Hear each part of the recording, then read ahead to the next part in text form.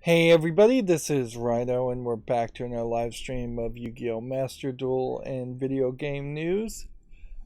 Today's potentially going to be a weird stream. I've just got a lot going on for the past few weeks, and uh, maybe it will get better in the next couple of weeks. But I potentially am going to have an appointment, but I don't know the time. So at any point, I may have to just end this entire stream just very abruptly. So I'll warn at the beginning of that. Meanwhile, we do have a decent amount of news to go through, so we'll try and go through that fairly quickly. Also, the problem certainly comes down to just, do I want to sit around and wait for a phone call effectively for several hours and accomplish absolutely nothing? Or do I want to try and make a pre-recorded footage and then end the pre-recorded footage in the middle of the phone call, which would be even worse in the long run. And yeah, streaming is the best move, certainly, because it's more freeform. Plus, if I was making pre-recorded footage of Prey, which is for the accountability section, but I have made more episodes of Prey, and but those episodes are getting to be 2 hours long. Plus, the last one was like 3 hours, so there's real inconsistency on the length there. You don't really feel like you're doing too much in Prey, so I guess they're doing a Power Pros app and Yu-Gi-Oh! Campaign that's underway.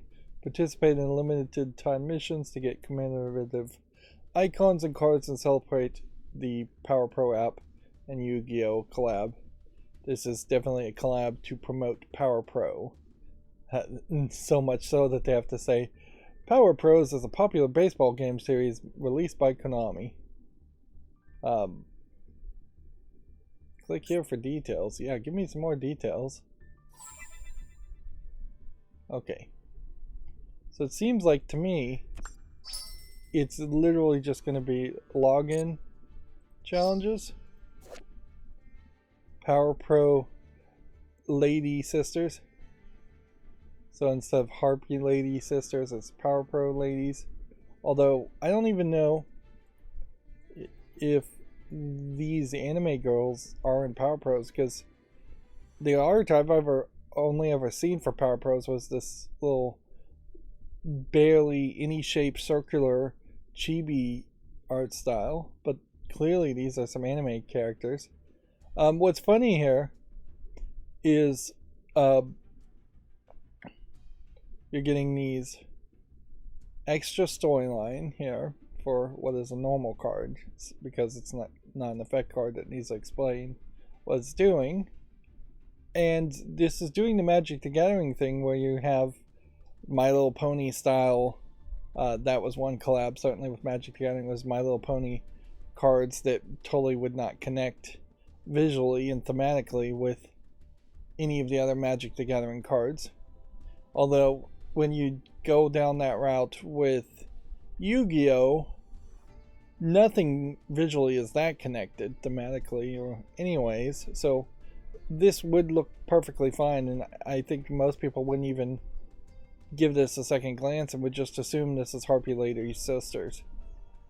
It's just so close to that anyways, as far as just they redrew the same image, and it's the exact same card, I'm sure. Same attack, same defense, same types, and all of that. Same rarity.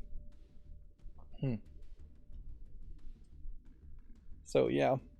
Do you also have a digital element here, where if this is only available digitally, then you also aren't getting into the Magic the Gathering nonsense where they were selling cards for hundreds if not thousands of dollars, single cards. Power Pro Night Sisters, I assume would have just been Night Sisters again. This one feels a little bit more baseball-y and very possibly not exactly the same as the, I assume, Night Sisters. card, what we should do in comparison is, see, I did a duel live last night. We got a bunch of daily quests. We got a login bonus. Grab that. Should come over here to the deck and type in just sisters and see what we can find as far as how many sisters cards there are. Let's see. This includes things we don't have. So this is what Harpy Lady Sisters would be. Yeah, exact same card. Effects and everything. Different art though. Actually quite different art. Like that, this taking up a lot more space for the heads and focusing more on the top halves of the characters, where this being more zoomed out and allowing for more background. And then if this one is Power Pro Night Sisters, then there should be another card called Night Sisters, and it doesn't seem like that's the case. So there's no related cards, interestingly, connected to this.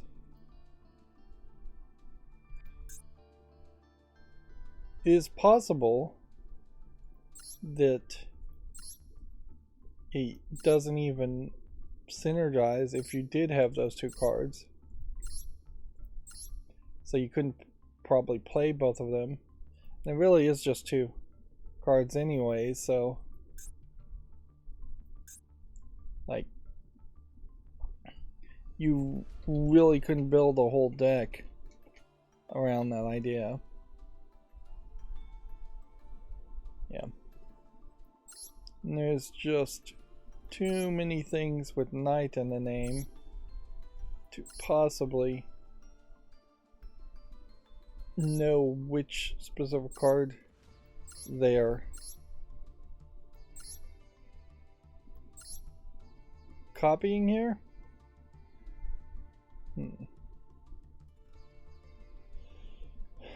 Like I would have to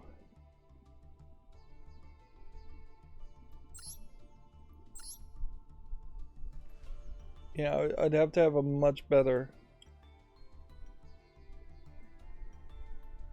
idea. There's, I imagine people who are better at Yu-Gi-Oh! Would be able to figure that out better than me. So unfortunately I just really have to leave it there with that. Let's go ahead and open 10 bonus packs of the legacy cards. See what we get new. And not much. We have Wing Eagle is new. Stop Defense is new. I do recognize Stop Defense as a card, but it's not one that's really playable. None of these cards are playable. Maybe if you're trying to do an Exodia deck, you'd play Magic Mallet, but probably not even then.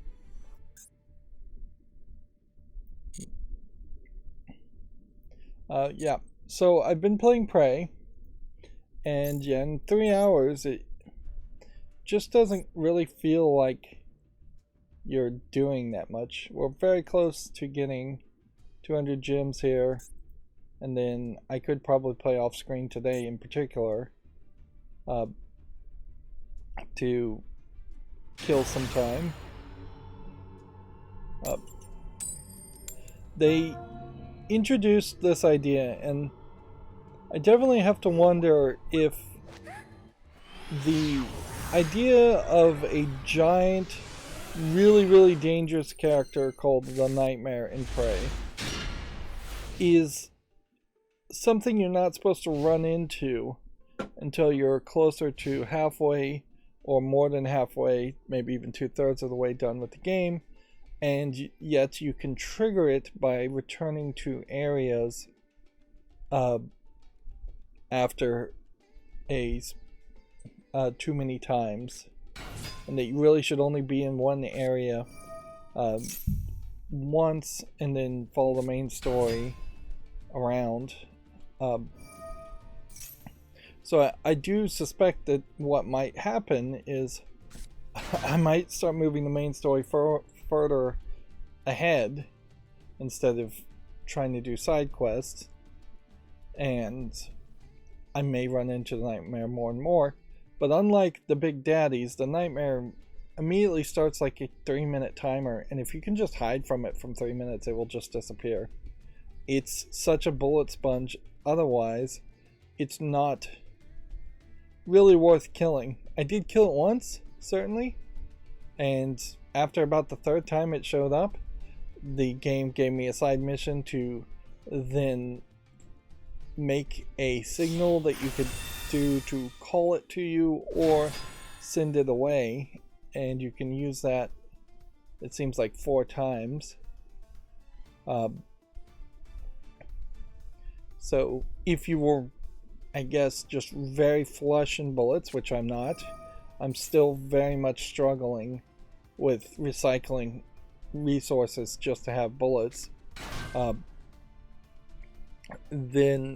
But yeah, if you just had all your guns really upgraded and you were flush with bullets and you wanted to fight it, you could do that. But defeating it seems to only really give you a slightly larger amount of resources, and it's really resources that would just lead to making more neuromods. And to make neuromods, you still need the mineral resources more than anything. And yeah, mineral resources, there's 4 currencies in Prey, and one of them is minerals, and it's the thing you're going to use the most for bullets. It's also the thing you're going to use for weapons upgrades, so you're going to have a trade-off there of, should I upgrade this weapon so it does more damage so it uses less bullets, or should I just make more bullets? And that's only if you're increasing the damage on the weapon, or perhaps the accuracy on the weapon. The game is a little obvious in the fact that it is more of an RPG dice roll that's happening when you shoot the enemies than just, oh, the reticle was on the character and thus you will do damage, because there is chances of critical hits. If you're in a sneak position and it hasn't recognized you, you 100% chance of a sneak attack. It all just kind of feels weird because it's not repetitive enough and you don't have enough bullets that you could do it as a grinding mechanic like you would in Skyrim, and it's definitely not anywhere as fast as, say, Bioshock. And I really just want to play Prey like Bioshock and wish there was a better mode that would give me more resources, but I'm playing on easy, and if I had to jump down to story mode just because I was running out of resources, that would be pretty pathetic. Outside of the nightmare, I really am just running around places and investigating things.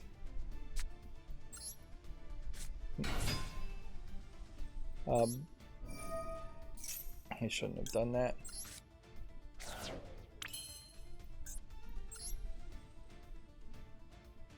So yeah, it's creating a slow experience where I went into the shuttle bay and just investigated all of the shuttle bay, and I'm now about to escape the shuttle bay after spending a lot of time in the well, the last episode I did, I started having just exited the neuromod area, which the returning to the Nori mod area, which is the starting area, triggered the nightmare from showing up, and there's just a lot of other mimics. It seems like the game scales fairly obviously based on just how upgraded you are, and will respawn mimics, but ironically will not respawn resources. So from day one, as soon as you start the game, it seems like that's close to all the resources you ever get in the entirety of the overworld, and you're just having to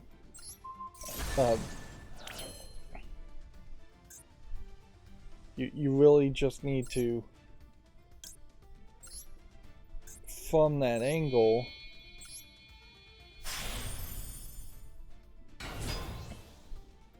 be incredibly frugal about your resources. Very possibly the argument is to not even recycle anything until you've upgraded the amount of recycling materials you get, which that would be hard to do, certainly.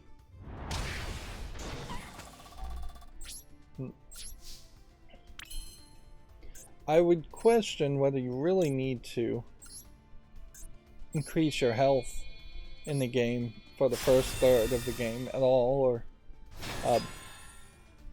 but there is something behind increasing your health, that first step, that is also very helpful.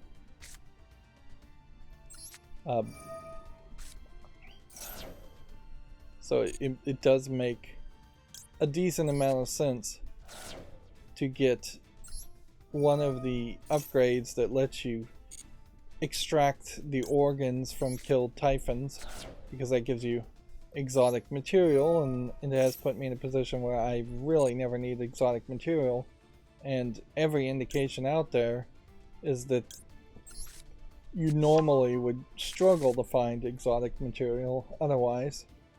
So I just solved one of the currency problems of the game by getting one upgrade, but there doesn't seem to be a solution for getting bullets that way other than just being able to upgrade your guns. And even upgrading your guns is weird because you can individually upgrade the weapons, but you also have effect neuromod upgrades that will increase the amount of damage all guns do, or most guns do at least. So yeah,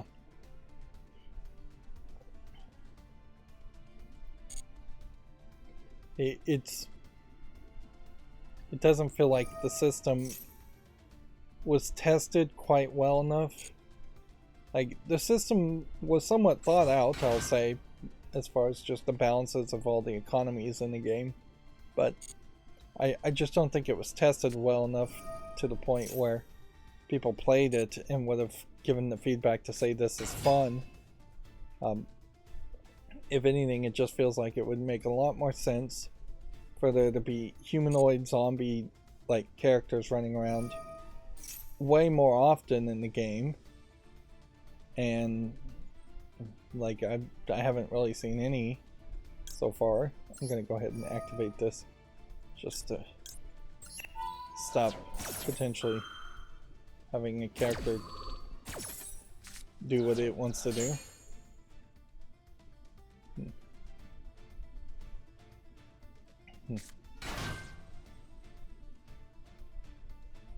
Yep. But yeah, I've seen one brain controlled character, humanoid character, in the entire game behind glass, and it's not a threat. Whereas I've seen hundreds of corpses, it feels like, and it just feels like it would have made so much sense from the beginning of the game for the Typhon mimics to touch a human and then control them mentally and turn them into zombies that could shoot guns at you and that would have that amount of... Oops. Well, that sucks.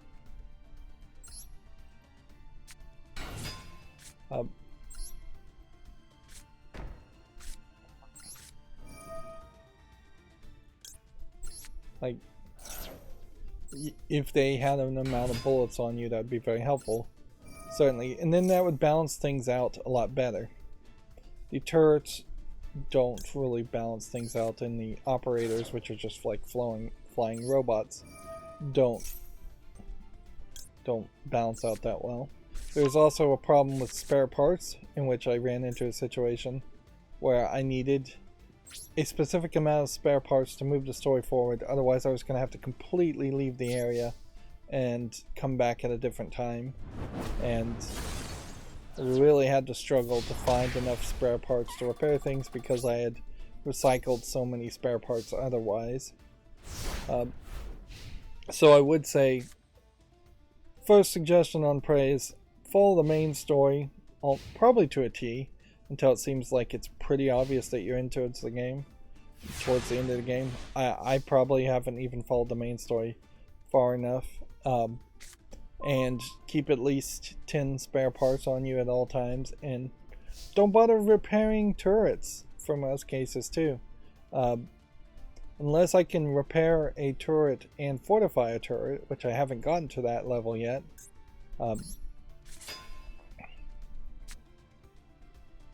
Then, like, I've never seen a turret strong enough to kill more than one, maybe two of the lowest level mimics in the entire game.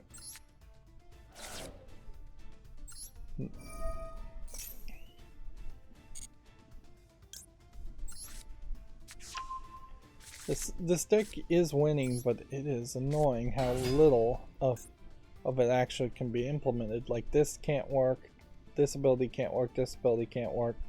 I just am being lazy by not replacing half the strategy of the game.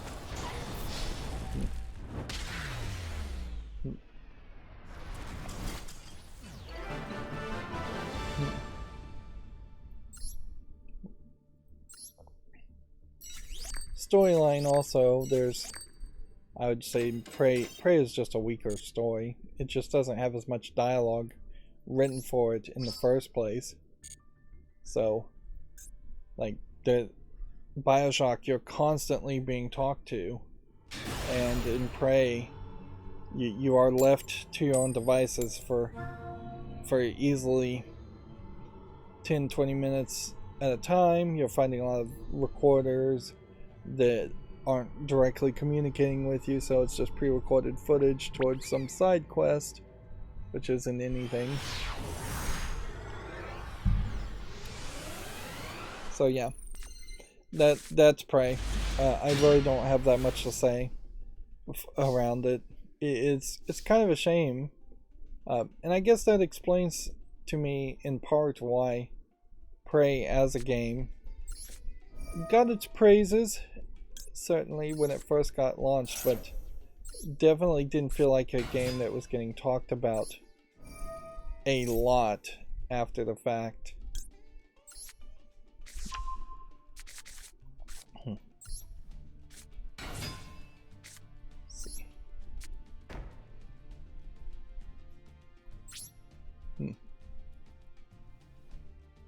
Let's see. Somebody on the chat says, Kiro says, I feel sorry for being a lonely viewer. I'm not sure I fully understand what that means. Like, if you're saying you're the only person watching and you're sorry about that, don't feel sorry about that. I would say, hey, if I get one video view on these streams, that's more than anybody else I probably would talk to today. Like, so, and frankly, I'm getting somebody's attention when, even if I talked to 3 or 4 people today, they probably wouldn't really care too much about what I'm saying or pay attention. And that's not just me singing a sad story. That's most people. Like, if you're going to a job or if you're going to a school, you may be around hundreds of other people doesn't mean they care about you, doesn't mean they care about what you're saying, doesn't mean they're listening to what you're saying, and it doesn't mean you're, most in particular there, in a position where you can talk about what you care about. So when I'm streaming here, even though I'm a critic and fairly negative sometimes, I am talking about things I care about, talking about video games. If I try to talk about video games to most people, their eyes are just going to roll in the back of their head. Yes, I will say it would be lovely to have hundreds of viewers on these videos. It would be lovely to have more subscribers, certainly. But I'm definitely not doing this to try and become the next PewDiePie and get millions upon millions of viewers. It would be nice. It's unlikely it's ever going to happen. But ideally, I just want my channel to be somewhat successful that I could get a few $100s a week, potentially retire off of it, live off of it, while still doing what I'm enjoying, which is this. So I would be very happy at 1,000 to 10,000 subscribers and viewers per video. I don't need to blow up and become super popular, because that way leads to just exhausting yourself to make more content in a lot of cases, and it leads to somebody inevitably being upset with you and trying to cancel you eventually. Like, you look at these other YouTubers, this significant portion of them get cancel attempts at them.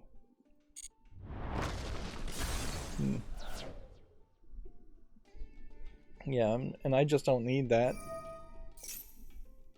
Kiro says the pinnacle of humility. Yeah, I'm not trying to be super ego about it. It would be kind of pathetic for me to have a big ego with 590 subscribers to my channel.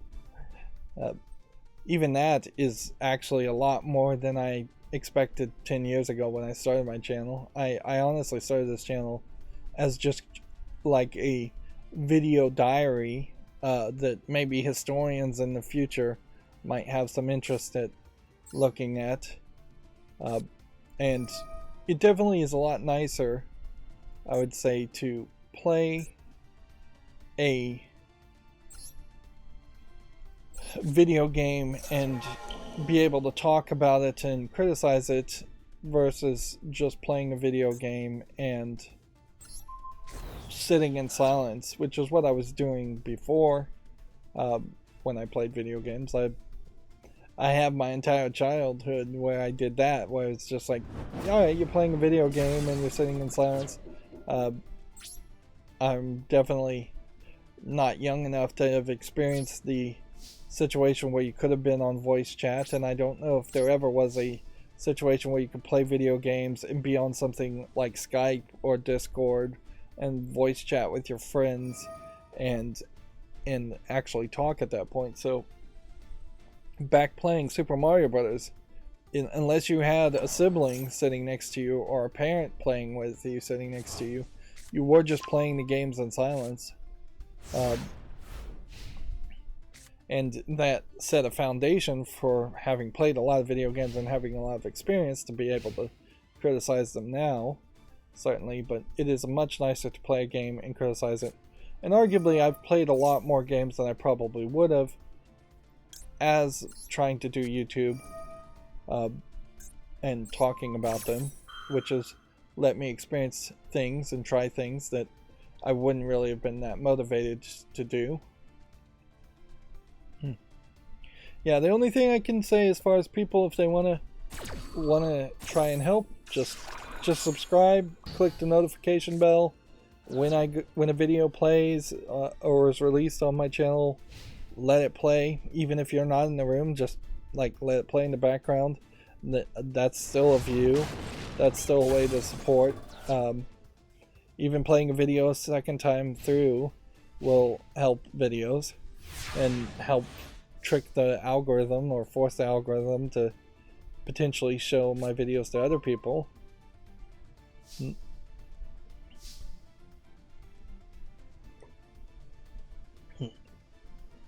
I do have a Patreon link, but it tends not to ever work, and mostly I'm more. It's more helpful to simply just friend me on Steam and gift me a game if you wanted to support that way. But as far as non-financial supports, just getting more viewers, getting friends to subscribe to my channel, even if they don't actually watch my videos, can be very helpful too. Like, I would be much happier if, of the 500 people plus that have subscribed, if they could get one friend to also subscribe to my channel, then I would have that metric as far as having 1,000 subscribers done. Then it would just be a challenge to increase the amount of watch time, which my watch time right about now is about 800 watch hours or whatever, 800 units, and they want 4,000 units as far as watch time. So I would need to quadruple the amount of time people watch my videos, and double the number of subscribers. Then I could be in the YouTube partner program, and at that point I'd probably get maybe $100 anywhere from a month to 3 months. I wouldn't be surprised if the actual amount is lower than even I think it's going to be. Which are just like, alright, I can have a pizza party around that. Like, it's a nice little attaboy. It's not money that in the United States you can live off of, but it is something. It potentially looks like a business that's actually making profit instead of a hobby that's just incredibly expensive. $100 every couple of months would cover the $100 to $300 I spend during like a Steam summer sale and buying new games, so that would work too. I am just in a weird situation overall where there really isn't a lot of other things I can be doing at this time. Otherwise, it would make a lot more sense to go flip burgers or go work at Walmart. But my life situation is just so weird at the moment, and has been for the past 10 years, that hasn't really been an option. Before we start the news, I also wanted to say, as I'm diving deeper into having a Tuya/Smart Life smart home, I got this EDUPIN. It's EDUPIN is the either company name or the name of the device. It's a smart wake-up light. I had bought a different smart wake-up light, and it just, like half of it wasn't programmed, translated to English as far as the settings, so it was still in Chinese. These are all cheap Chinese products, but some of them work perfectly fine. The EDUPIN is a Bluetooth speaker, although in fairness, that's probably the worst aspect of it, because the speaker is on the back, and then there's a hole in the center, and the whole light is curved almost like a horn. So you would have to have it backed up almost perfectly distanced from a wall so that the sound bounced off the wall, then through the center of the speaker that is actually where the hole is lower, and then through the horn for you to get a good amount of audio out of it. Otherwise, it's just not loud enough for my tastes. But that's the secondary thing. It has an FM radio, but not an AM radio, which is interesting, but okay. I don't know how much more expensive it really would have been to program in an AM radio chip or put in an AM radio antenna. Probably not that much. I imagine maybe AM is just not being used much in China, if it ever was used in China, where it's not used much in the United States otherwise, unless you want to listen to a lot of, like, usually it's ultra conservative talk radio on AM radio, and not music that you'd want to listen to, because the quality on and the distance on AM is pretty bad. I wouldn't be surprised if they cut the AM simply because the quality of the reception would have been low. But its main thing as an alarm clock is that it's programmable to do a sunrise and sunset aspect. And I will say, I programmed it to wake me up at 8 o'clock, and I woke up at almost exactly 8 o'clock this morning. And that was with no buzzing alarm at all. It just starts at a brightness and the color that looks like the sun at zero brightness about 10 minutes earlier. I think it's exactly 10 minutes earlier. It starts at like zero brightness all the way off, and then it slowly goes to 1%, 2%, 3%, all the way up to whatever your maximum percent is, and it starts off by default at 50%. And so just slowly, gradually simulates the aspect of the idea of the sun rising. And yeah, that's great. It does have a selection of sound machines / alarm clocks. Only one of them is really a DTD beeping annoying sound alarm. The rest of them are definitely more in line with a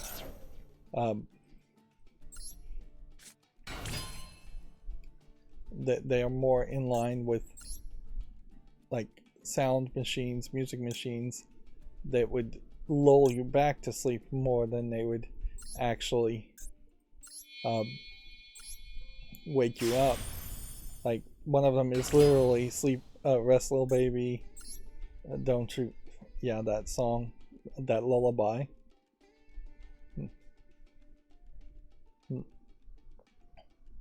So yeah, but yeah, you can trigger the lullabies and the music to play. It has a Bluetooth speaker in it. It has a radio in it. It has a sleep mode where you press a button and then it will slowly go from 100% brightness on the light down to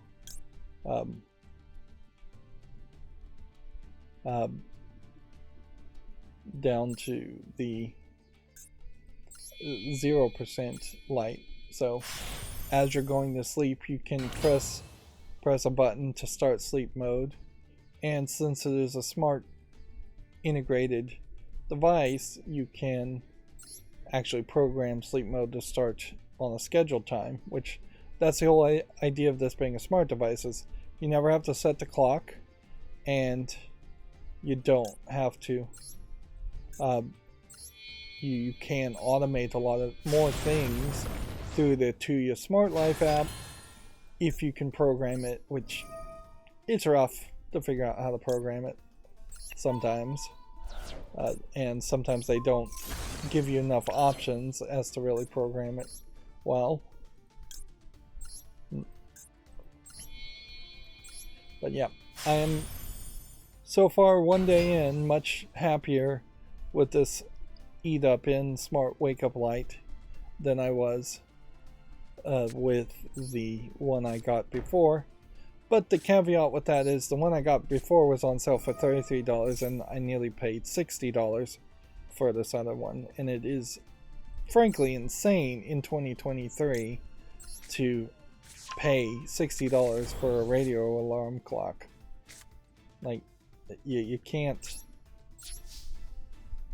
understate that. Kiro, it's 30 seconds delayed, said, sorry, I'm a learner of the language. I do not receive everything. I want to share the conversation with you. Alright, all I can say to that is whatever you post, I will try to respond to if it's relevant, but yeah, I can't really help you be a better understander of the English language. Like, not by much, at least. That all anyone can try to do is communicate and be patient, I suppose.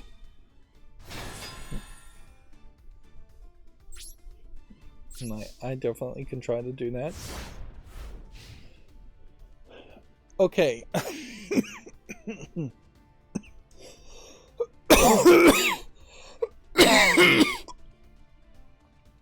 I will say, as a content creator, that is one thing that terrifies me more, and I don't know why more content creators don't talk about this.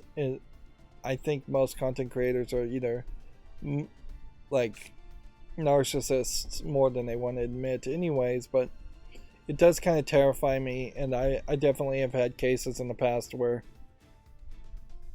you have 5 or 6 people trying to have a communication in the chat while you're also trying to do 2 or 3 things, in my case, while playing the game, and I just don't have the attention span to potentially follow the chat. And you definitely see that with any major successful content creators, that they are ignoring 99.9% of the chat and not even trying to see what people are saying.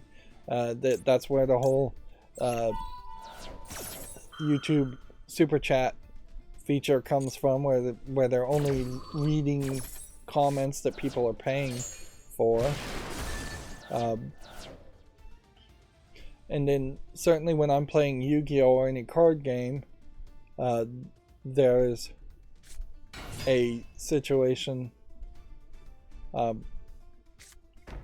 there where people immediately want to play me in Yu-Gi-Oh, and particularly there's just no reason why you should play anybody in Yu-Gi-Oh. You can't accomplish any of the daily quests with that, and Yu-Gi-Oh just takes way too long anyways, and then you constantly have these festivals like the one I'm playing now, so you can't accomplish the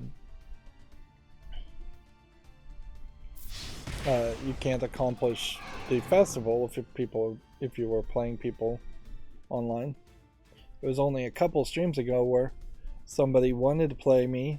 I said on the chat that I don't play people, and that person either didn't hear me or chose to ignore me, and then proceeded to wait about 5 minutes or so. I would say wait a few minutes, I won't say a specific amount, and then they came back and tried to get me to play them again, and I just ignored them. And then they asked again, and then they asked again, and they asked again, and I just ignored them all the time, because I've been through this scenario multiple times where there's just not a positive outcome to telling somebody no a second time, like on YouTube. Like, people are going to get upset no matter what you say. So you respond the first time is the best response I've ever figured out, is just to say, no, I don't play anybody on YouTube.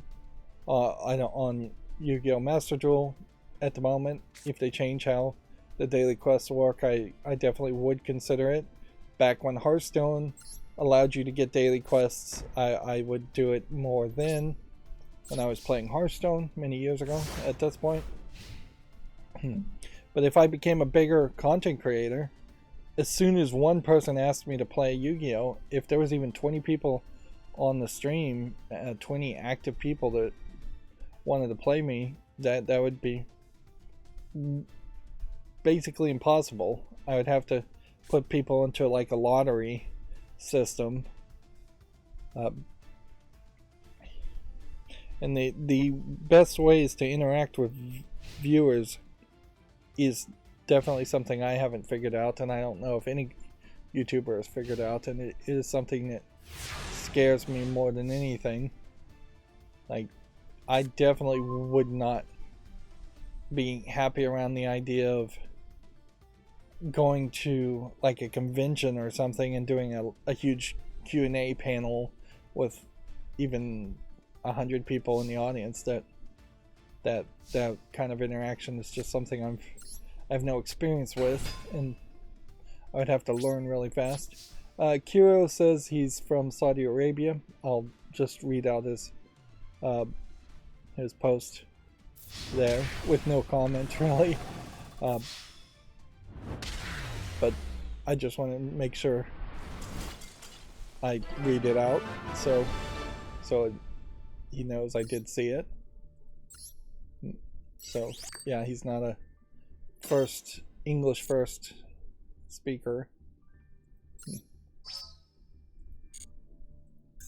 Alright, let's go through the news at this point. Right after I streamed on Wednesday, the Shinji Mikami of Tango announced that he is leaving Tango Gameworks. Here is a retweet from Komatsu of him in English. Thank you for all who have supported Tango so far. I'm leaving Tango, but the young people have grown up well. Please continue to support the games that Tango releases in the future, which is a very magnanimous Japanese thing to say. Doesn't feel like there's any subtext here from this. This could have been something they asked him to tweet and they carefully scripted it. I wouldn't be surprised if Shinji Mikami does not speak any English at all and had someone else write this for us. Even at that, you see he says young people, and from an outside perspective, I see foreigners, Westerners taking offense from that, but that's exactly the experience as far as how I understood what was going on at Tango Gameworks in the first place. Shinji Mikami is roughly credited, and I would say roughly credited, for making Resident Evil 1. I think Resident Evil 1. I could be wrong about this. He may have been the person who made who's roughly credited for being the person who made Resident Evil 2, or even 3, or even 4. It might be 4 too. It doesn't really matter, because inherently in video game development, the real people, it's always a team effort, and his story and ideas in either 1 or 4 alone did not make either one of those games the games they are exclusively. And you definitely saw that when The Evil Within got made. Which, as far as Tango Gameworks, or they're just calling it Tango, maybe they dropped the Gameworks name and renamed themselves. He made The Evil Within 1, but the problem with The Evil Within 1 story in particular, which is where Shinji Mikami would have been involved as the director, is that it jumps all over the place. It is just, let's make this weird psychological anthology series where one level is in a hospital, another level is in a creepy village. A lot of these ideas basically stolen from Resident Evil 4, which he's just was copying it. And I wouldn't say the Evil Within 1 was an awful game. It's totally worth playing once, but it didn't do anything amazing. And then Shinji Mikami didn't even really care that much about The Evil Within 2. He let a subsidiary take the reins. And that seems to have been his entire involvement with Tango Gameworks. I'm not sure he did anything else. He may be a lot older, but he doesn't actually look that old. I know Japanese people tend not to look very old, but he kind of looks like he's in his 30s and 40s, and he kind of feels like he is just interested in doing something completely different, and really did not have a lot of interest in that. Now we could speculate further and say, well, Tango Gameworks, I believe, may have been owned by Bethesda, and so when Microsoft acquired Bethesda, then it became a slightly different situation. I don't know how much more of a different situation it really would have been, though, because it doesn't seem like Microsoft cares to actually run or change how the businesses are being run. But yeah,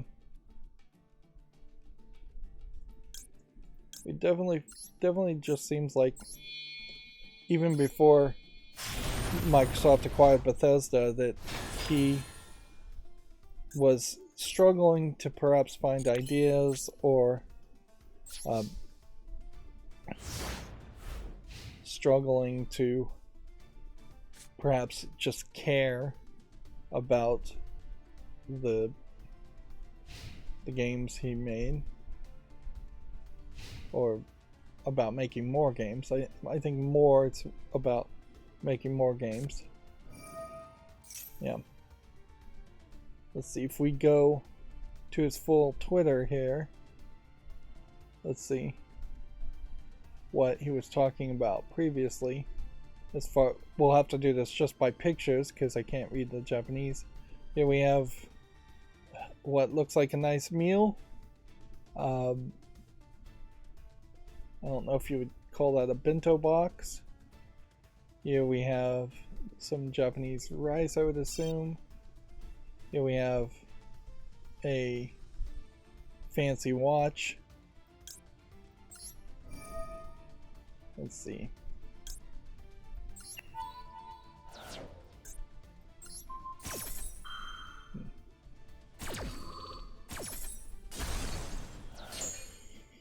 Destroying that card is not going to stop them from destroying that.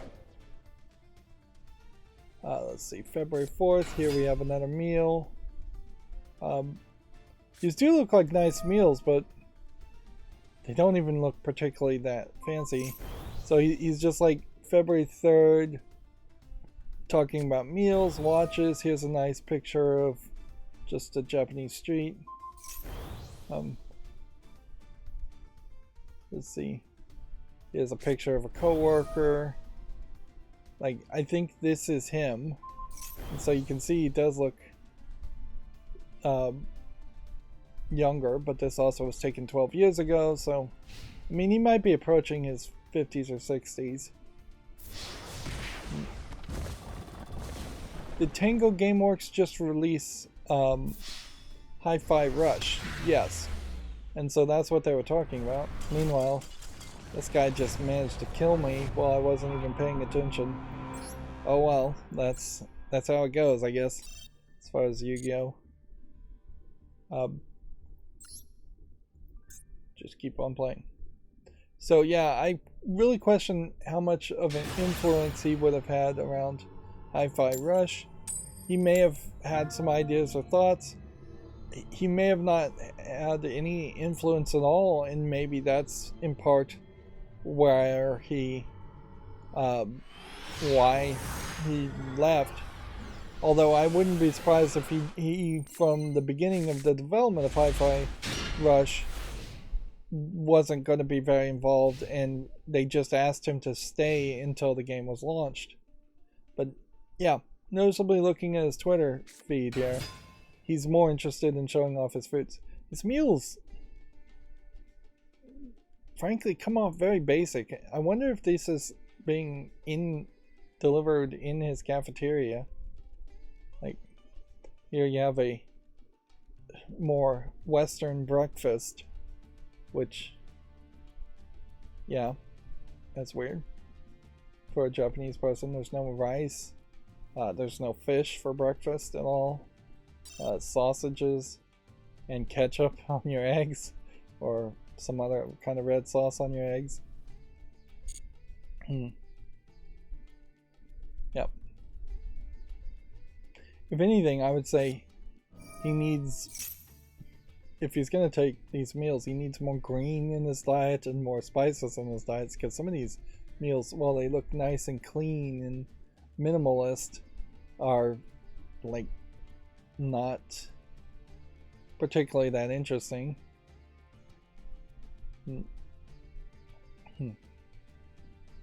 Here, this looks more decorated as far as a meal. Of course, I'm a video game critic, so why am I criticizing his food photos? It's almost like a teenage girl too. There's a picture of a Gundam. he must have gone and visited the life-size Gundam that they have on display in Japan. Doesn't work as far as anyone knows.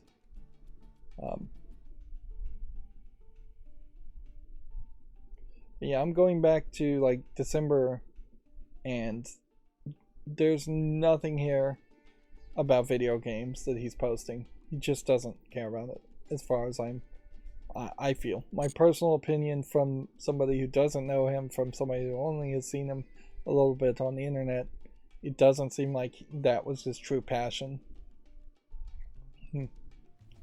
So, yeah. Him leaving Tango Gameworks potentially does not affect much. So I've spent a lot of time to say, well, him leaving Tango Gameworks probably won't change much of anything at all. I almost assume that there will be some effort by Tango to make a Evil Within 3 or a spiritual successor to Evil Within, something that is going to be your Resident Evil from Microsoft compared to a Resident Evil from Capcom or Konami, which I think it's Capcom that makes Resident Evil. Yeah. Microsoft in general does not have a lot of horror games to release, so it fills a niche. That being said, the success of Hi-Fi Rush may have Tango Gameworks making more small games outside of the horror genre also. And if anything, we may just see Tango Gameworks expand and develop more games than just one every 5 years or so.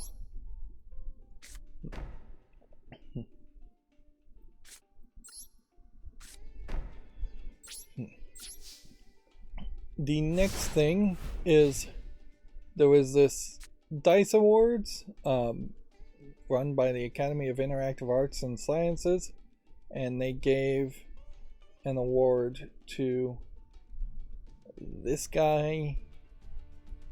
Let's see if we can get more into the details here. Here it is.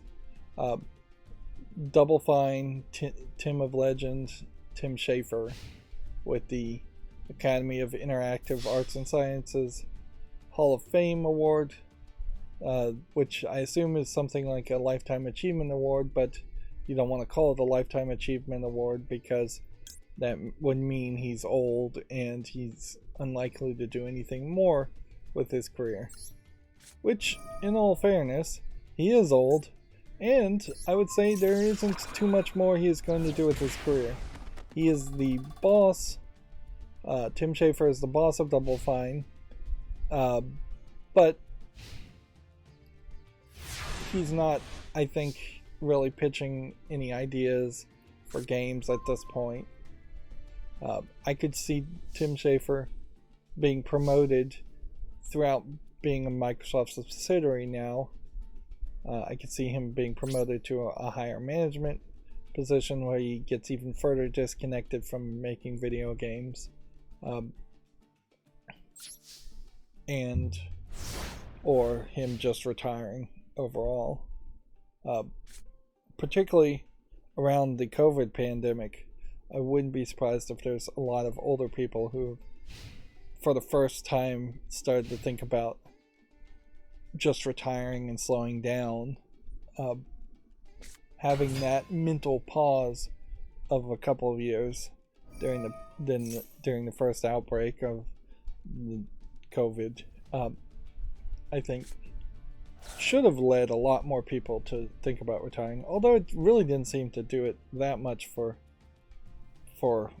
management and highly motivated, successful people. It definitely did it for a lot of people who were working go nowhere jobs and realizing that their job didn't really matter that much to them. At the core of it, Tim Schafer, much like Shinji Mikami, and this is almost a parallel of two old game developers, one from the West and one from the East. Both of them famous and in positions of management because they made a good game many years ago. Tim Schafer being credited for Full Throttle when he was working at LucasArts, and that's, I think, pretty much the only game he's really known for having major influence on. Like, he succeeded quite a bit with Full Throttle, and then LucasArts split off at some point, or he split from LucasArts at some point and formed Double Fine, and then by that point he was more the boss and the owner of the company when Brutal Legend was made and Psychonauts was made, and so I just wouldn't really consider him the creative lead in the development of those games, and maybe I'm being unfair with that, but that would be my assumption. At a certain point, it is kind of insanely ridiculous to expect any creative person to do even more than one successful piece of art, or even one successful piece of art. Artists are described as starving artists for a reason, and most artists are not appreciated at all until they are incredibly overhyped after their death by art collectors or by fans of their art that tend to be rich aristocrats.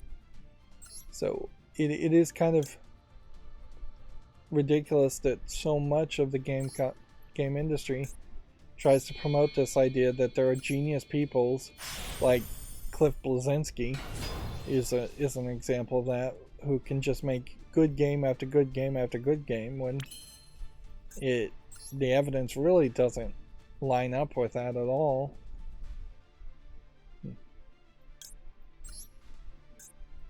Most people make one, maybe two good games in their entire career. It takes so incredibly long to make a video game anyways that it's no surprise that you would only make one or two successful games. Double Fine as a company has had maybe 4 or 5 successful games over a very long amount of time.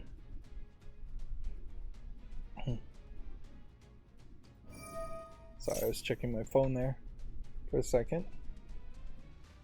So yeah. But yeah, I guess you say congratulations to him, this guy, Tim of Legend. What is his real name? I think it's Tim Schafer, but I can't remember for certain.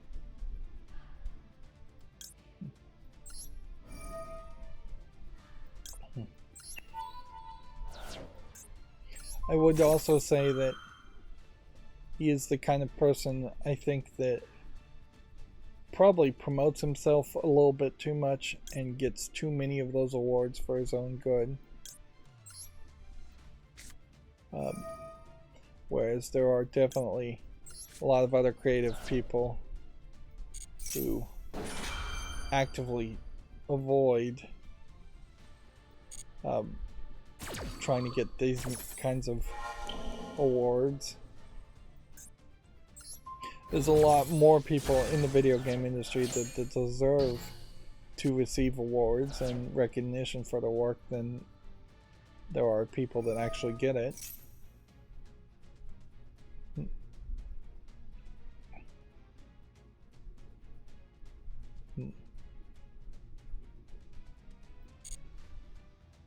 I don't know if this is an actual article, news article, or more of a investigative journalism piece, might be how you describe it, from GameDeveloper.com, exploring the evolving Japanese indie game scene, the rise of Dojin Soft, which that's an old company importing indie development culture better together. Lost in translation. This is one of these like really long articles the game developer never does when they're actually talking about news. But I guess check out gamedeveloper.com if you want to read that article. I probably won't have time for it. The indie development scene is growing, but there definitely is a case where the culture in Japan is very much against the idea of working as an independent person instead of working in the almost 100% union jobs that exist in Japan for Japanese big corporations that for the rest of your life. The unions in Japan, I think, pretty much guarantee you'll maintain your job unless you are driven to quit, which is what they often try to do, is just drive people crazy so they'll quit. But it doesn't guarantee shorter hours or better pay or better benefits, really. The things you kind of would like to see the unions happen for. And the Japanese are culturally too much of a workaholic to actually go on strike or even want to retire before they hit 65 or older.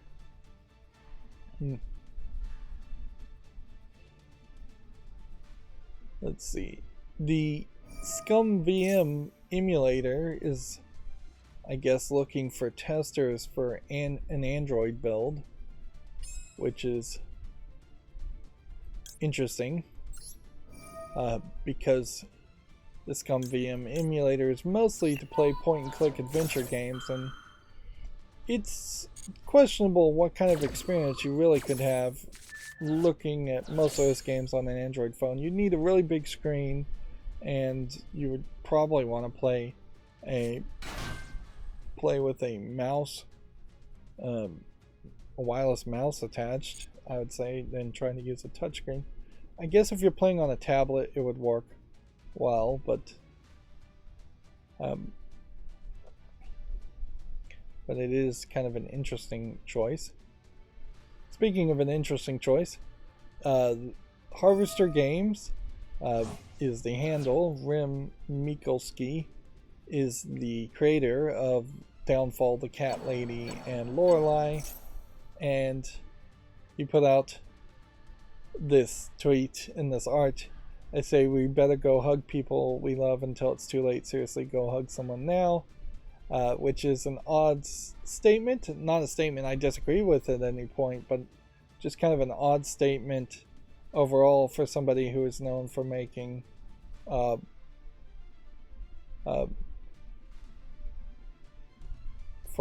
horror. Like they're not even point and click games. They're mouseless keyboard games more than anything. At least the Cat Lady is. Maybe Lorelei had controller support. I'd have to kind of remember. I think Downfall was all keyboard too.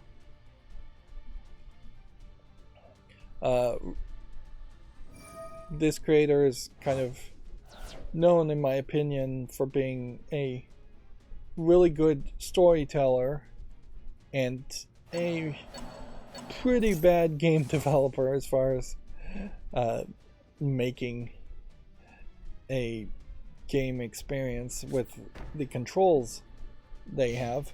They play fine and they're mostly bug free. I don't think I saw a single bug in the whole game because it's so simplistic. So he's telling an interactive story much more than he is making an interactive video game experience, which helps tell the story better in that case. I can only assume that somebody important to him had something horrible happen to them, like they died.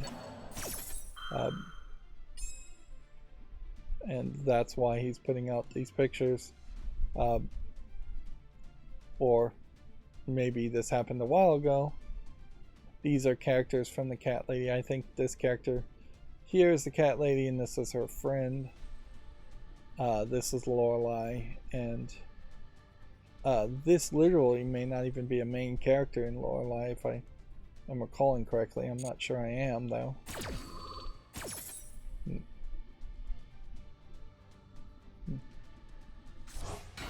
And he's promoting this other game, Loretta, which doesn't have anything to do with him.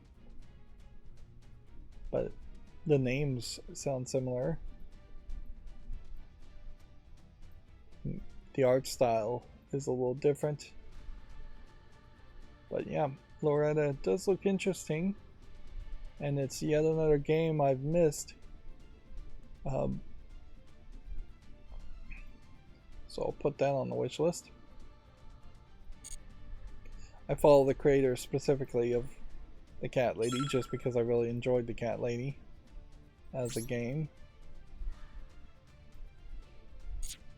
Right, we can't activate our ability anymore, so we're just going to have to attack.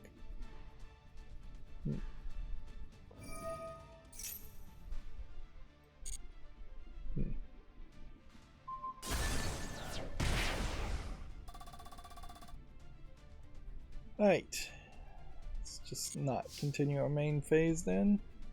Let's go ahead and activate the spell. That way we just have nothing in our hand. And then end the turn because we're going to lose. And I think this probably needs to be the last game for today because, yeah, I'm still, like, at any point the stream may have to end. Censored Gaming, since I've started following them more on Twitter, has put out some more stuff. Apparently, according to, it looks like a Reddit thing, Russia has recently expanded its 2013 gay propaganda law, which is to say it bans speech and content about non-traditional sexual relationships so that it now affects all age groups. Previously, it was sold as a law to protect children. That fallacy of protecting the children is always used when you push censorship, is that we've got to protect the children. I don't know specifically why that's a main focus at the moment for Russia, but whatever. And at a certain point, I think it's only fair to say that while the law may have been heavily pushed by Putin, it did in part have to be made by the rest of Russia's government. And I definitely think that from what I've heard, the anti-gay sentiment is fairly high in Russia overall. Like, you're going to hit at least 50% of all citizens potentially agreeing with these laws.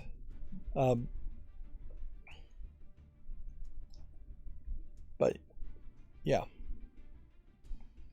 because of that, The Sims 4 My Wedding Stories is not going to be released in Russia.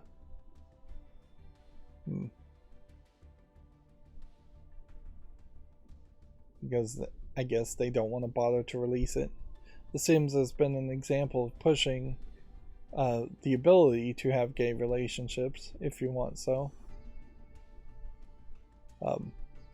Also, Hogwarts Legacy has run into issues that with the changes to the Russian law, with it having to remove LGBT references in the dialogue, which there aren't even that many in Hogwarts Legacy from what I've, otherwise more people would have been talking about it, I would assume.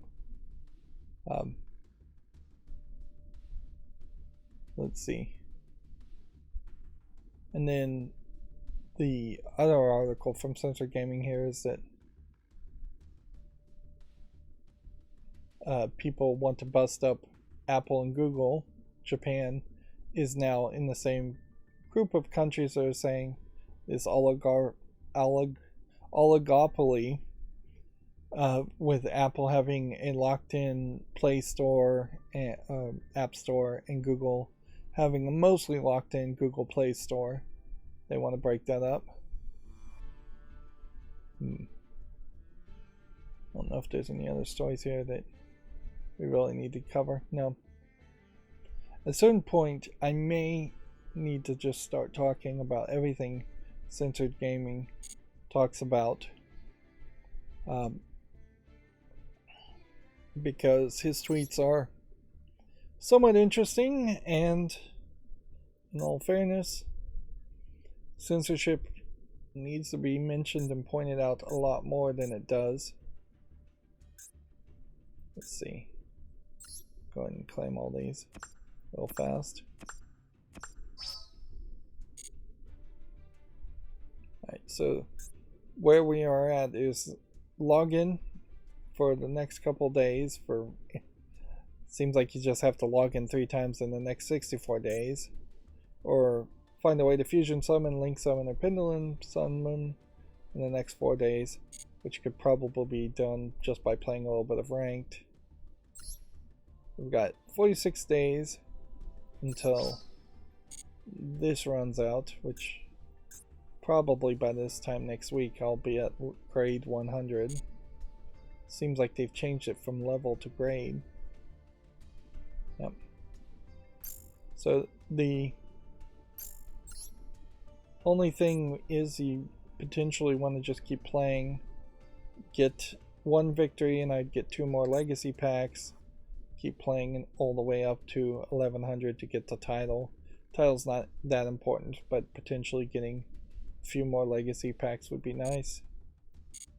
Like, titles really just don't mean anything at all. Right. Let's now start to really go through all the news as quickly as possible. But yeah, I'm still having major trouble with the way Firefox decides to organize its thumbnails, in that you can click incredibly slowly on the arrows, but unless you put a good 1.5 seconds between each click, it will eventually just decide you want to go all the way to the beginning and skip all the other tabs, which is not what I want to do. I want to just go to the point I was at.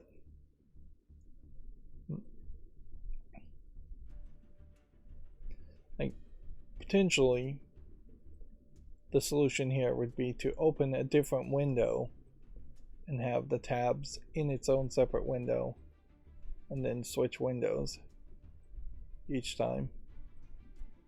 Then that would leave me potentially over the course of a week with 3 or 4 different windows open, which isn't really that big of a deal. So that probably is the right move. Is stop trying to have everything in one main window.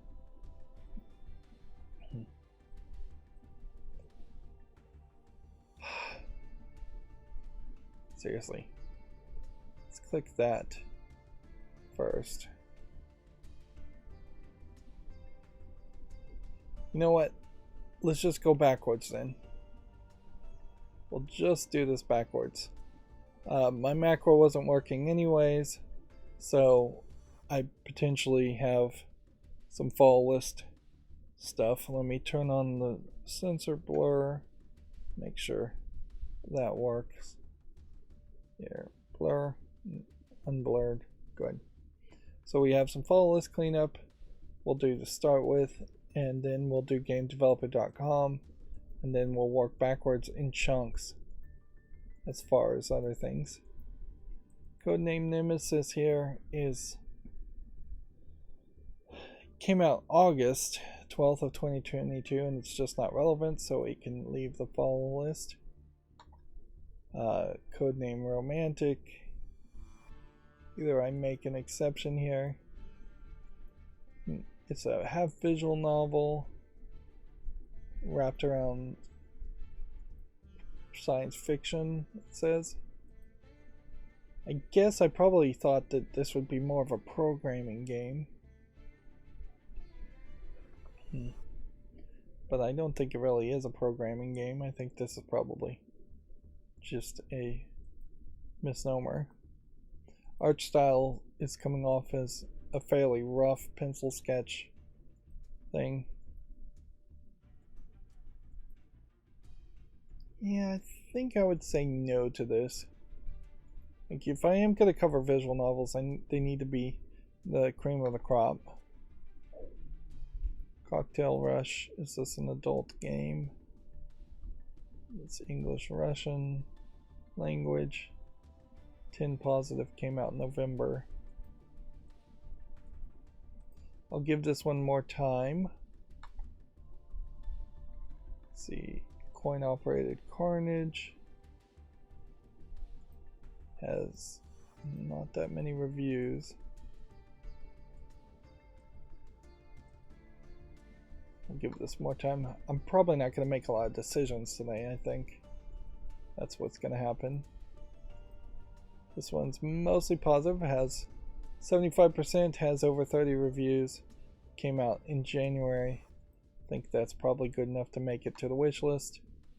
What I'm doing here, I probably should explain every stream, is I curate this follow list with games on Steam, or I follow them and click this button to follow them, and then I wait until it has at least 30 reviews and they are mostly positive. Usually I want it over 75%, and then I reevaluate at that point to see if other players, other gamers, your average gamer on Steam who's willing to review the game, which is not really your average gamer on Steam at all, because most people don't review games. But yeah, for the reviews, if they are getting positive reviews, then that tells me there's more relevancy to the game. More people care about it, more people know about it. And then if that is the case, I'll put it on the wish list instead of removing it from the follow list, which is the other option. If it's after a while, I check back and find that it's not being reviewed positively, or after a while, if nobody had played this. Basically 6 months. If a game has been out 6 months and it doesn't have 30 reviews, it's not a relevant game. If it's been out 6 months and it's reviewed negatively, it's not a relevant game. If it's been out any amount of time and it's getting a lot of negative reviews, it's not worth it. So in this case, it would be relevant enough. Although I was leaning more to saying no for some reason. I don't know. I was just thinking I was going to say no to this one. This is also an alphabetical list, so we are going through the letter C's. And these pages are all opened by a macro program. All my news pages are, which has automated a lot of things, but the coding is rough and does not work because it's interacting with website pages, which don't always load at the same speed or load all the content correctly. This game is a great example of something that is not really that relevant, and I could give it more time because it hasn't been 6 months. So I might consider that, but then you just look at this game and it is just a Sokoban box puzzle, box pushing game, and it doesn't look like much of anything, so I could just remove it from the follow list. The general idea here is to get rid of as many things from the follow list that shouldn't be raised to a point of being on the wish list. Anything on my wish list I consider a game good enough that I actually would consider buying and playing, not that I inherently would actually buy and play everything on the wish list. It also is from the point where I ask people if they want to support me financially to friend me on Steam and look at my wish list, pick a game they want me to potentially cover at some point in the distant future, more than likely because I'm slow, or just pick a game they want to gift me because they thought that would be a nice game. Um, so yeah, that is another option. Is people can do that. You can also just gift cards on Steam, but that's harder. You have to actually search gift cards on Steam to find out they even exist. Um, Moving on, we have a GameDeveloper.com article, which is funny because like the tabs are jumping all around when I click the middle mouse button, because I have an extension to also close pages whenever I click the middle mouse button, so I don't have to scroll all the way up with the mouse cursor every time. Saves me a lot of moving my wrist around. But apparently Valve used a honeypot to catch and permanently ban 40,000 cheaters in Dota. The company said the latest wave of bans was particularly large. So, what was the honeypot in particular?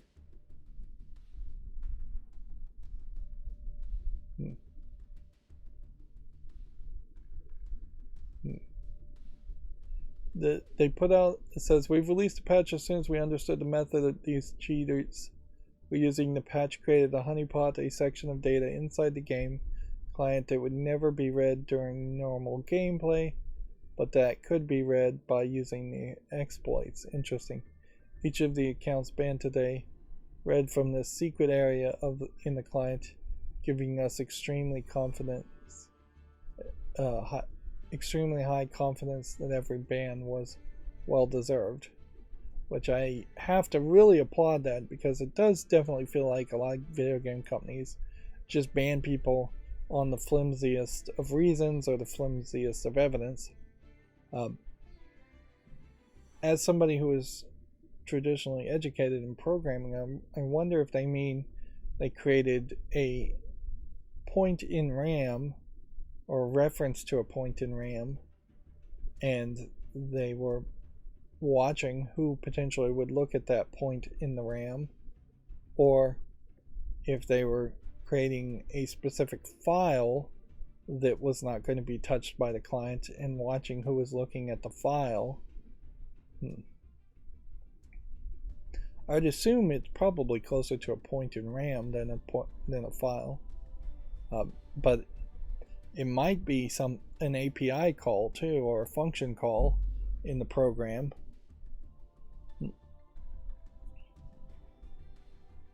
It's really hard in these kinds of stories to even think about siding with the cheaters. So yeah, and if Dota is going to be a game that people want to play, most players don't want the cheaters around.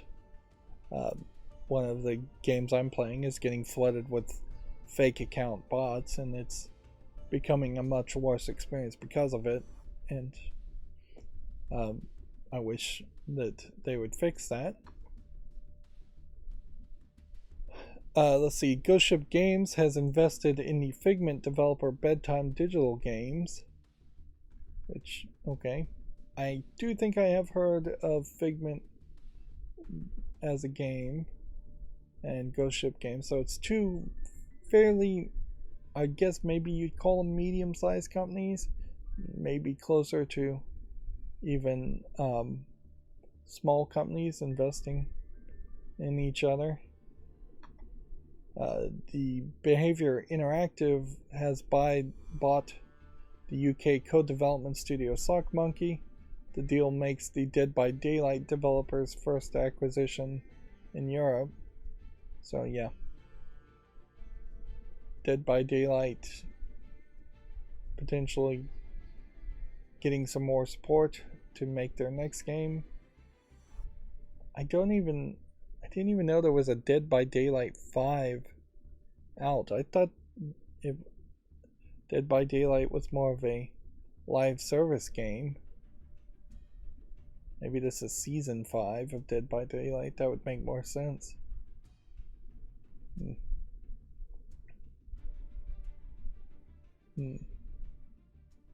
Yeah, the news comes as Behavior prepares to launch its next major franchise, Meet Your Maker, on April 4th. Okay. The legendary game designers John Romero and Mabel Adis were honored at the GDCA 2023. Mabel Adis was posthumously received the Pioneer Award, which honors breakthrough business, tech, and game design milestones. The award-winning game designer, level designer, and programmer John Romero will receive the Lifetime Achievement Award for his work on the iconic and genre-defining first-person shooters. This, I assume, is John Romero. This, I assume, is Mabel. I don't know who Mabel Adis is, though. She is the first female game designer, and she's passed away. That's posthumous. That's what that means. Mabel Adis is recognized as the first female game designer, but that title alone does not convey the breadth of her pioneering work. As the lead designer in 1964's The Sumerian game, she helped pave the way for game elements that wouldn't become mainstream. For decades, among the innovations she helped conceive were game updates, in-game narrative experiences, and early iterations of what would become known as cutscenes, which in 1964 took the form of photo slideshows accompanied by synchronized audio. The Sumerian game itself predates modern display technology and instead used a computer printer to express dialogue and prompts. Interesting, which took the form of in-game narration and narrator and character who conveyed game information and asked questions of the player. Interesting. She is definitely first generation old school working. I have heard of the Sumerian, but I don't think I've ever actually seen it played. I've heard of the word Sumerian. I may not have even heard of the Sumerian game. And then John Romero worked on created Wolfenstein 3D, Doom, and Quake. So his name is fairly recognizable. There is definitely a weird difference in these two photos here. You have John Romero with this long flowing hair, looking kind of like a punk rocker guy in a leather jacket, and then you have Mabel in curly hair and just what looks like a sundress, if I was to guess, and definitely full color black and white. What is the GDCA would be the bigger question, though. Game Developers Choice Awards. Yep. So it does seem like we're getting into like an award season at this point, where they're giving out lifetime achievement awards and things like that for old people who are potentially leaving the industry, or like right now, a lot of people in tech in general, including video games, are getting laid off. So this might be the time to have an award season and give out awards to people to put some positive news out against all the layoff news. They don't have any real announcements for new games, and even new games that are coming out are having a hard time being well received. Even Atomic Heart, which is the biggest thing as far as a game that's being talked about this week, is having a hard time convincing people to enjoy it, because there's people that don't like it because of its Russian ties. There are people that don't like it because it's not particularly well designed in its story, not particularly well designed in its smoothness of how it actually plays either. So there's definitely a general consensus that Atomic Heart has a lot of problems, and I can only hope is that it would be patched or improved upon later on. by the time I got around to playing it in a couple of years. Speaking of another game here from GameDeveloper.com, Deathloop has looped in 5 million players, which that is a pathetically low amount of players considering who published this game and how long this game has been out. This was put out by Arcane in 2021. It was a PlayStation and PC exclusive. I can't help but assume that it came out to other things. Yeah, came out again in September of 2022 for Xbox Series X and PlayStation Plus extra tier streaming or monthly service.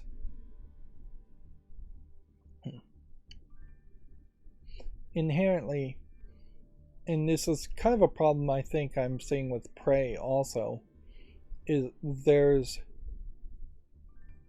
too much of an open world aspect, I think, to Deathloop, and it doesn't give you a tight linear experience like you'd get in Bioshock 1. So that's why I don't think it worked particularly well, or was received particularly well. Generally, though, I think Deathloop just wasn't really that good of a game when people actually played it, nor was it advertised particularly well. Having a story and narrative around the idea that you start over and over again, and it's a roguelike game where you're expected to die and then start all over again, and you have to do a very challenging combination of actions to win. I just don't think that was very appealing to people. And yeah, 5 million, I mean, that's a big number. Certainly if I could get 5 million viewers, I'd take that any day. But for video games, it's not really a big number, particularly when you consider it's been released and then re-released. Yeah, and even when Deathloop was being launched, it felt like the Arcane was focusing on the wrong things and going in the wrong direction. Moving on, DICE has formed a new team for the next Battlefield single-player campaign, according to GameDeveloper.com. Check out that article if you're interested. I'm not really that interested in Battlefield. And then Valve has unveiled Steam's full sales and festival list for 2023, which, if anything, just really goes to show that they don't really care if you know the dates. They've let these dates leak in the past, or people have leaked these dates in the past, and it just doesn't matter too much. If anything, this makes a great system in which you can know that the spring sale is happening between March 16th and 23rd, and they're even telling you that's the major seasonal sale, so that would be the time to buy in the next season video games.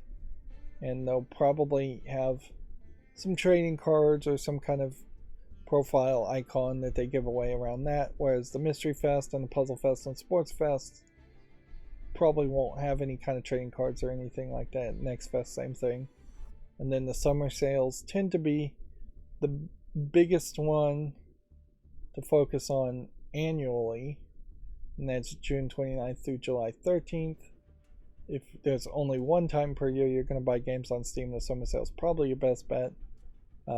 If not, it would be the winter sale, December 21st through January 4th. Particularly the additional details to come around the return to Steam Scream Fest, the Halloween festival, might be something you would want to focus on, or even the Autumn Festival. What happens at the end of the year in particular is you just have too many sales at that point. Too many Christmas sales, Black Fridays, Prime Day sales, and if you're buying more than just video games, you can really break your budget before you get to December 21st or even November 21st with Prime Day sales or Black Friday sales, Cyber Monday sales. But you really don't know what will be on sale or if there will be any special gimmick as far as what they're going for. They are pushing Next Fests twice a year. And then the rest of these festivals are focusing on specific genres of games. I imagine it wouldn't make a lot of sense to have an adult fest where it was just adult games. Because, yeah, Valve and Steam aren't fully committed at all to selling adult games on their storefront. They do it, but they're inconsistent and not interested really in it. But yeah, if you need the dates, if you need to put them in your calendar, they're available to you. And then I think this might be our last game developer article saying Elden Ring and God of War swept the DICE Awards, which is feels like we've talked about 3 different awards now. There's a whole list here of DICE Awards. The only game not listed in the outstanding category was the outstanding achievement for independent games, going to Tunic. And then there's a few other Game of the Year awards here going to other games. Action Game of the Year, Vampire Smiles. Racing Game, Gran Turismo 7. Sports Game, Ollie Ollie World. Strategy and Simulation, Dwarf Fortress. Family Game, Mario and Rabbids, Sparks of Hope. Fighting Game, Multiversus, which I don't even think too many people are playing that. And then Mobile Game of the Year, Marvel Snap, which that probably was an easy decision. Meanwhile, all the outstanding achievements are going to Elden Ring, and Game of the Year goes to Elden Ring, or the outstanding achievements are going to God of War Ragnarok. Which Santa Monica Studio, I think, is a third-party developer, or even like second-party developer for Sony. And Elden Ring probably sold more than anything on PlayStation. So very PlayStation heavy focus as far as all of these outstanding things. I definitely think there is room for a rethink of what kind of awards they're giving out, though. If you're giving out just as many outstanding achievement awards as far as Game of the Year awards, you're not highlighting enough games. You're not listing any runner-ups at all for any of these. For the way this is being listed, there may have been runner-ups on the actual website, but I don't know if I specifically can grasp the difference between outstanding achievements in game design versus game direction, and I don't know if there is enough of a difference that there should be 2 different awards and then a Game of the Year award. But I'll leave it at that. So now I'm back to the fall list cleanup, and this is just all over the place. Cobra Kai 2, Dojo's Rising. This came out in November, and it's 42% positive, which looks like a shame, but it's, I guess, not probably that surprising that a low effort streaming TV tie-in is bad. Cobots came out in 2021 but has only 13 reviews, so it's not particularly relevant. It's 100% positive, so I could potentially make exceptions, and I do make exceptions, but I feel like this is probably a cooperative game. It's a single player cooperative game in that you control one character and then rewind time, and then the next character does what you did. And it's doing that in a 3D environment when really this should probably be a top-down perspective game. I probably have other games that does the same gimmick better, so I'm going to say no to that. Now, inherently, just because a game is irrelevant and has very few people who have played it and reviewed it doesn't mean that I would not play it. It just really severely limits the odds that I would play it, because I do inherently want to play diamond in the rough games that people haven't found before. If anything, me making the automated YouTube shorts that I'm making and putting on my channel has really highlighted that there is a taste for looking at new games in diamond in the rough games people haven't seen before. There's definitely some people, I've had like 3 or 4 people comment on the shorts just saying no, which the title says check out this new Steam game or check out this new PC game or something like that. And so there have been a couple people have just said no, or that looks like garbage. But yeah, overall, by the number of views alone, people are somewhat interested to stick with the minute-long shorts. This game, though, I don't think has quite enough to offer for me to stick with it. And it came out in September, so I'm gonna say remove that from the fall list. Clunky Hero. Oh, I also need to make sure the games are not in early access, because I don't want to play in a game that's in early access, nor do I want something on my wish list that's in early access and may be in early access for 10 years down the line, which has been several games.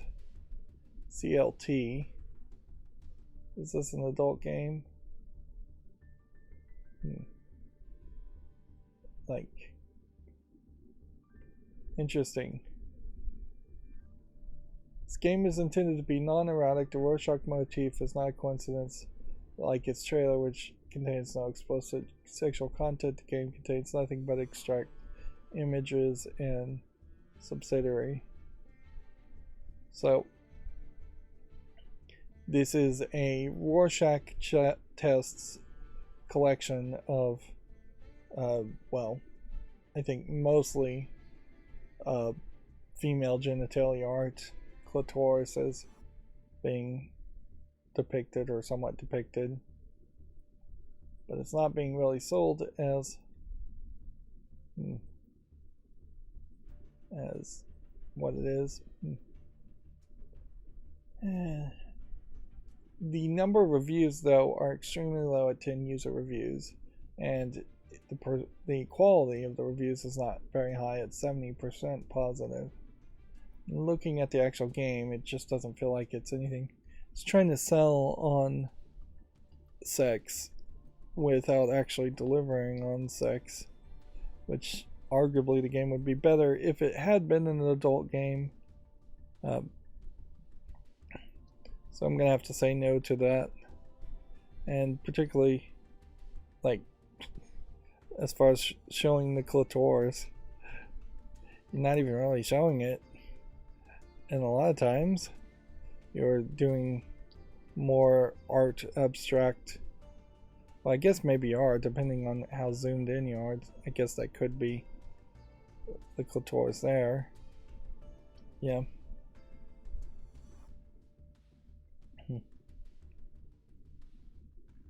So we'll say no to that. There are definitely better adult games out there if you want to focus on that, or even female body positivity art probably shouldn't be done in a video game form if you're going to do that anyways. It does let me use one of my favorite words that's not very known, yonic, Y-O-N-I-C, which is when a shape is vaguely similar to female genitalia. It is the opposite or the partner word of phallic when a shape is similar to male genitalia.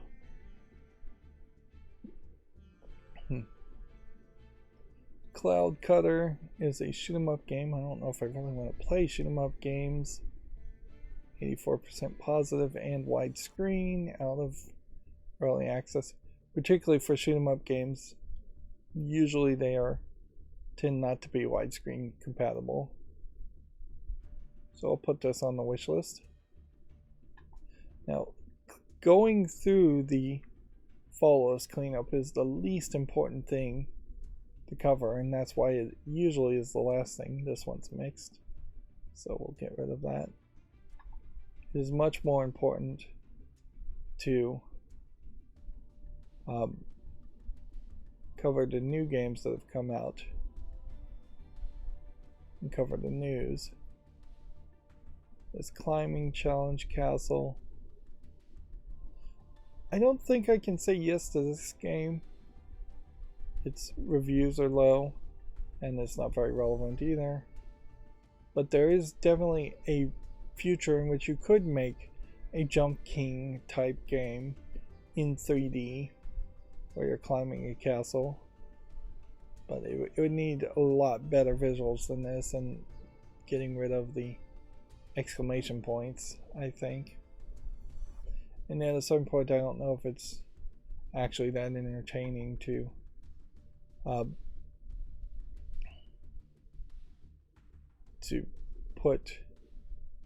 constantly climb. Here's a coin pusher game from December 28th. One more fall list cleanup game. I'm gonna give this more time. I am looking for a coin pusher game that's good, but really I'm only looking for like one.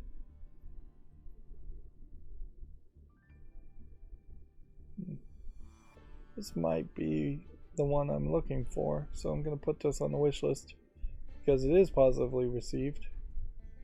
Of course, you have to be careful about a game like this not really having much to it or having microtransactions and actually trying to have that same gameplay aspects that you would have in the real world with a coin pusher. The whole idea would definitely be more of a case that you would want to play these kinds of games probably on a mobile phone, honestly, but even if you play them on PC, you would want to play them for free and you'd want it to feel like a better experience than playing a coin pusher game in the real world. We have something that looks like it might be an adult game. Fighting blood and implied murder.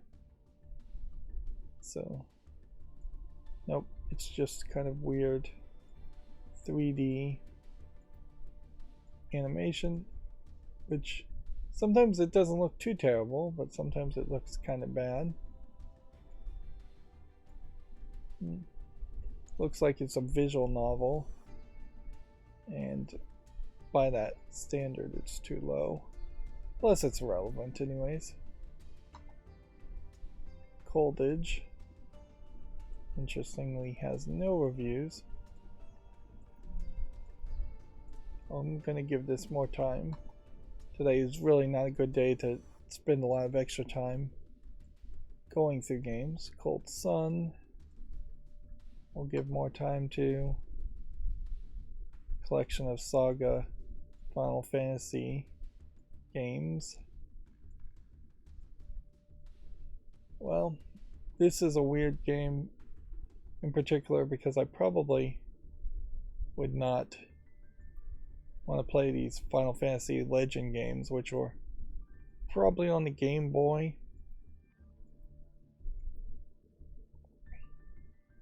But it's relevant enough, so I'd put it on the wish list. There is always this fictional thought that at some point I may just go through all the games I actually want to play, and then I'm going to start playing really, really old games that are not that interesting to me, or Game Boy games. I know there's a big fandom of playing Game Boy games, people nostalgic for that, but I am definitely not one of those people who are nostalgic for playing black and white grayscale type games. But yeah, I'll put it on the wish list.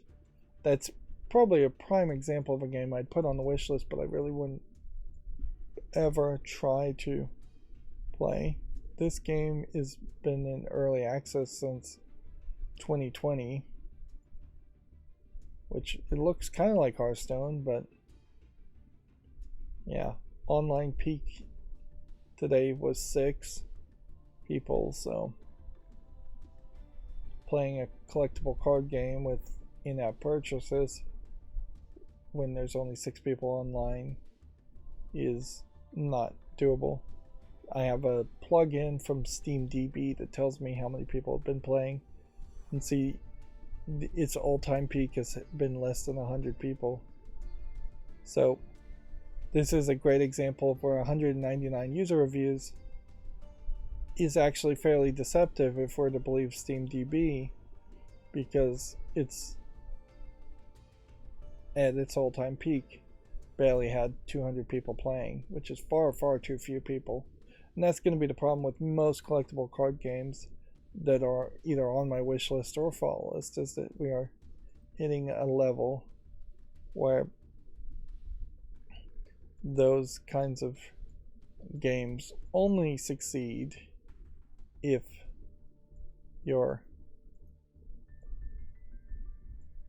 it's a game being made by a massive company that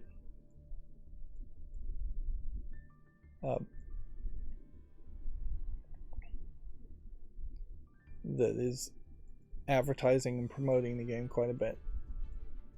Now I'm trying to scroll because I really need to get to this point, because I need to be on the left side of the tabs, otherwise my middle mouse button is going to close the tab, and then I would just always move to the right side.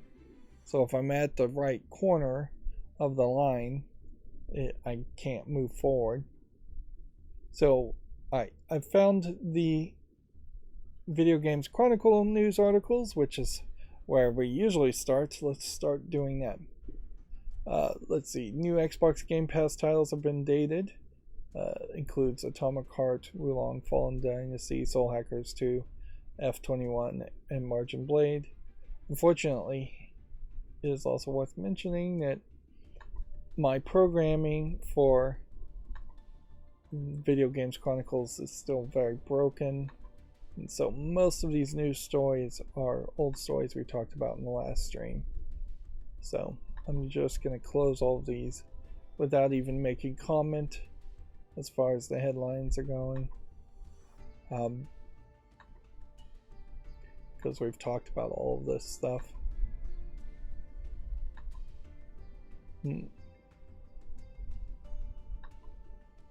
Let's see.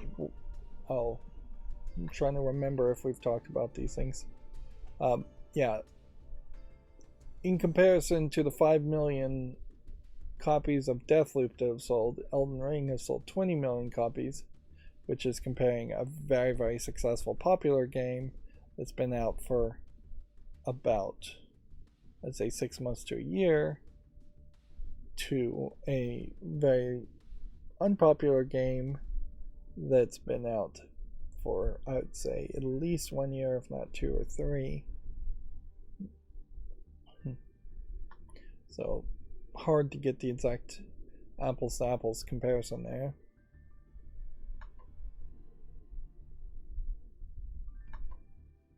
Let's see. Yep. Talked about all this. Yeah. Here's the story we started with, Shinji Mikami leaving Tango Gameworks. And see if this is what he looks like now, and this isn't an old picture. Looks pretty young there.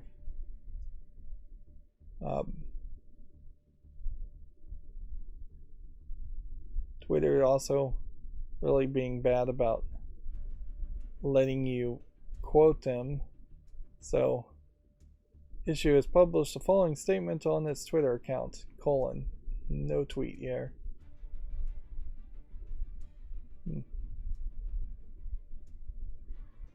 Let's see. Bethesda said, quote, "We wish Mikami-san well in the future and are excited by what lies ahead for the talented developers at Tango." So yeah. There are definitely a lot worse ways to leave a Japanese company if you do leave a Japanese company, which most Japanese people don't.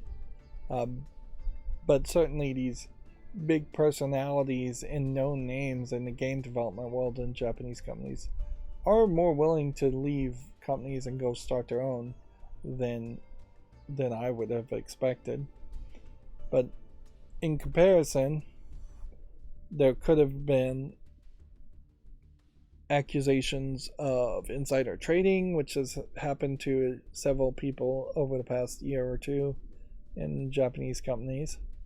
And then there's people involved in game companies who got caught with drugs, and that was a big no-no. I don't think you probably would lose your job for just marijuana, but I think the voice actor was caught with like cocaine, and that was a big no.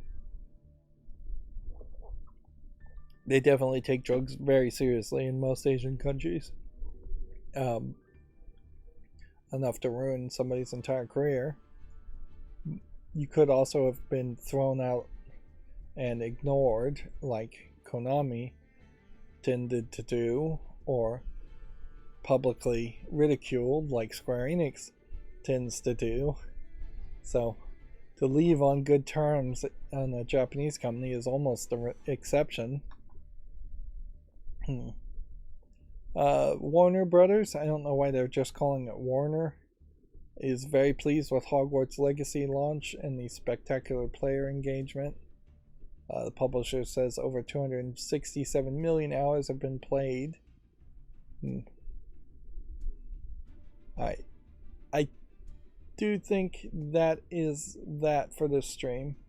Unfortunately, that's gonna be it. I'm gonna end now. Somebody's ringing my doorbell. Sorry. We'll be back on Monday.